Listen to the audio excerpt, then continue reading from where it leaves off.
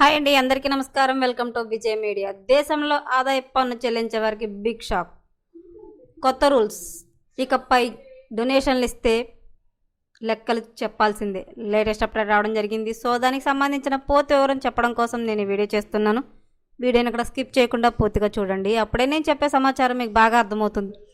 అలాగే వీడియో నచ్చితే కనుక వీడియోకి లైక్ ఇచ్చి మా ఛానల్ సపోర్ట్ చేయండి. కొత్తగా ఎవరైనా మా ఛానల్ చూస్తున్నట్లయితే కనుక తప్పకుండా సబ్స్క్రైబ్ చేసుకోండి. అప్పుడే నేను పెట్టే మరిన్ని అప్డేట్స్ అన్ని నోటిఫికేషన్కి అయితే వస్తాయి.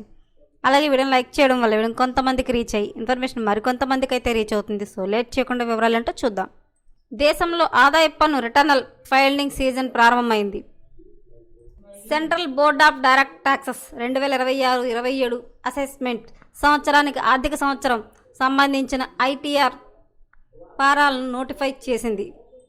ముఖ్యంగా చిన్న వ్యక్తిగత పన్ను చెల్లింపుదారులు ఉపయోగించే ఐటీఆర్ 1, ఐటీఆర్ 2 ఫారాల్లో పారదర్శకత పెంచడం, ప్రక్రియను సులభతరం చేయడం లక్ష్యంగా పలు మార్పులు తీసుకువచ్చారు. డెలాయిట్ ఇండియా భాగస్వామి సుమిత్ సింఘానియా ప్రకారం ఫారాల నిర్మాణం లేదా సంఖ్యలో పెద్ద మార్పులు లేవు. అయితే ఇన్కమ్ ట్యాక్స్ యాక్ట్ 1961 ప్రకారం ఇప్పటి వరకు ఉన్న వెల్లడింపు విధానాలకే అనుసంధానం కొనసాగుతోంది. అసెస్మెంట్ ఇయర్ ప్రస్తావనతో సహా పాత విధానాలే అమల్లో ఉంటాయి.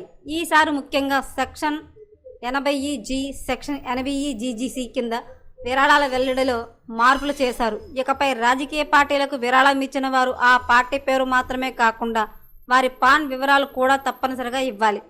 అదనంగా విరాళం ఇచ్చిన తేదీ, మొత్తం చెల్లింపు విధానం వంటి వివరాలను స్పష్టంగా నమోదు చేయాలి. అలాగే లావాదేవీల reference number, bank IFSC code వంటి వివరాలు కూడా ఇవ్వాల్సి ఉంటుంది. మెయిన్ స్టేట్ ట్యాక్స్ అడ్వైజర్ భాగస్వామి కుల్దీప్ కుమార్ అభిప్రాయం ప్రకారం ఈ కొత్త నిబంధనలు పారదర్శకతను పెంచడమే కాకుండా గతంలో జరిగిన మోసపూరిత క్లెయిమ్లను అరికట్టడంలో సహాయపడతాయి. జూలై 31 కీలక గడువు.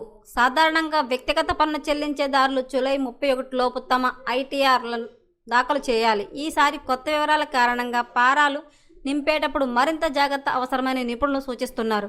మొత్తంగా కొత్త ఐటీఆర్ ఫారాలను పన్ను వ్యవస్థలో పారదర్శకత, జవాబుదారీతనం పెంచడంపై దృష్టి పెట్టినట్లు స్పష్టంగా చెప్పడం అయితే జరిగింది. సో మరిన్ని లేటెస్ట్ అప్డేట్ల కోసం మా ఛానల్ తప్పకుండా సబ్స్క్రైబ్ చేసుకోండి. Thanks for watching.